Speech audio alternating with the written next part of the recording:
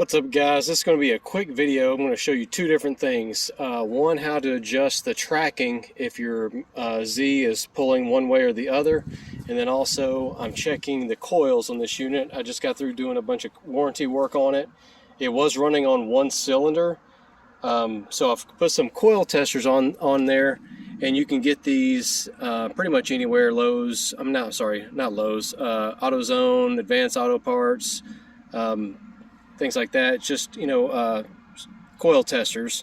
The engine's not running right now. I took the first thing you want to do when you know that it's only running on one cylinder, and the way you can tell that is, okay, it's weaker, it sounds weird, it sounds more like a Harley or something, but it's got less power. It's probably running on one cylinder.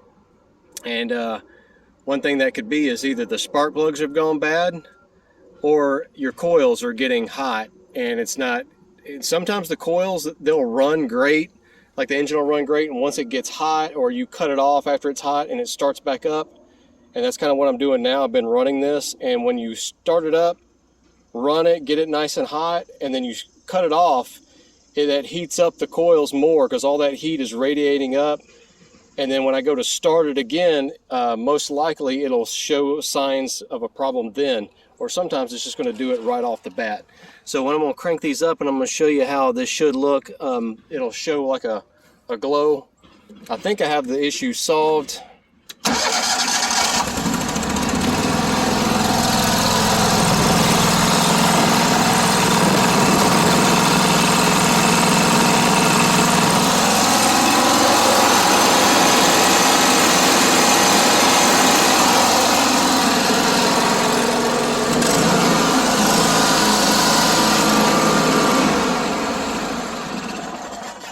That's how your engine should sound. What it was on this particular one was just the spark plugs were worn out. Okay, so I've replaced the spark plugs. That's the first thing you want to do. And I'm just checking the coils because I'm out here test driving it. And I thought I'd just go ahead and throw on the coil testers, and because it was running on one cylinder right away from the beginning, even when it was cold.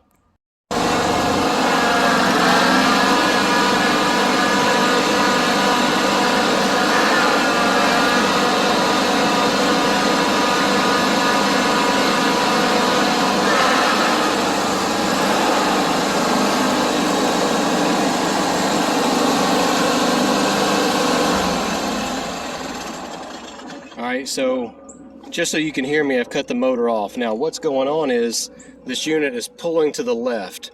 Alright, and so before we start, I'm gonna call the control arms, and these I'm gonna call the handles. Alright, so don't worry about where the handle position is yet. We'll get to that.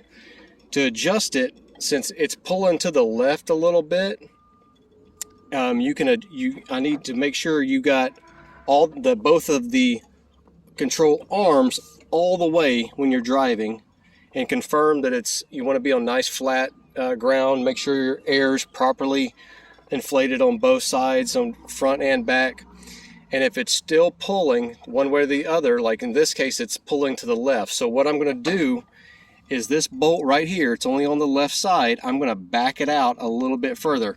Now you can see how this control arm isn't quite hitting the frame yet, where this one is. All right, so this one's going all the way forward, and this is where you can adjust it right here. So I'm going to back that out, and it's better to do it while you're driving because just a little bit of turn will make a big difference. So it takes a 15 millimeter, and I'm going to take, as I'm driving, I'm going to just kind of crack this a little bit and then drive a little ways, and then see if once that straightens it out. Now once that happens, once I have it where I'm going, no matter where the handles are, don't worry about the handles, we're trying to get the control arms, you're pushing both of these all the way forward to go straight. And then if these are out of adjustment with each other, once you have that set, then you crack these loose, whichever one you want to, with a 15 millimeter, and you can adjust the handle to match each other. Okay, so that's how you adjust the tracking.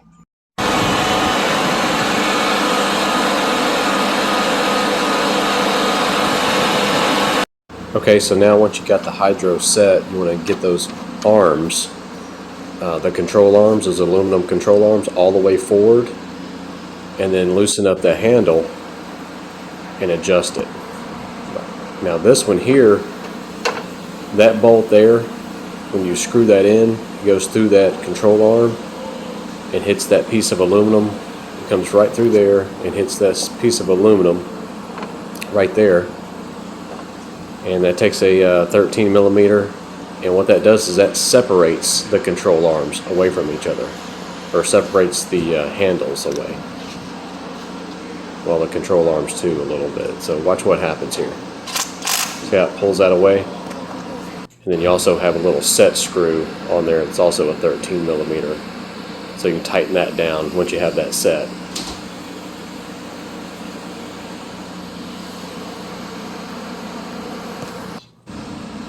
So I throw my coil testers, I go to take those back off. I think the machine's done. And then this happens. Crank it up, and it was running on one cylinder again. So I put the coil testers back on, took this video. You can see the engine's running. It's just that these are not firing. It's firing on the other side. Now, what it looks like to me when that coil tester is going, it looks like a solid light on almost. You'll see I turn it off, turn it back, crank it back up, still nothing. Now I'm going to show you on the other side what it should look like. Now on the camera it's going to look like a blinking light, but in person it looks like a solid light. This one's not going at all. And finally you're going to see here on this, I cut it off and then I turn it back on, and then it does work. So it was working intermittently, and I was actually kind of relieved to figure out that it was, working. I've been test running this unit. I test drove that mower several times, checking out some other things on it, and then the entire time when I first got on it, it was running on one cylinder. I changed the spark plugs, and that seemed to solve the issue. But I was glad right when I was about done with it, it showed the sign again, and was able to confirm that the coil was bad. So I hate to just assume that the spark plugs fixed it, but you know, you don't want that unit breaking down on the customer while he's out there, especially after you just brought it in.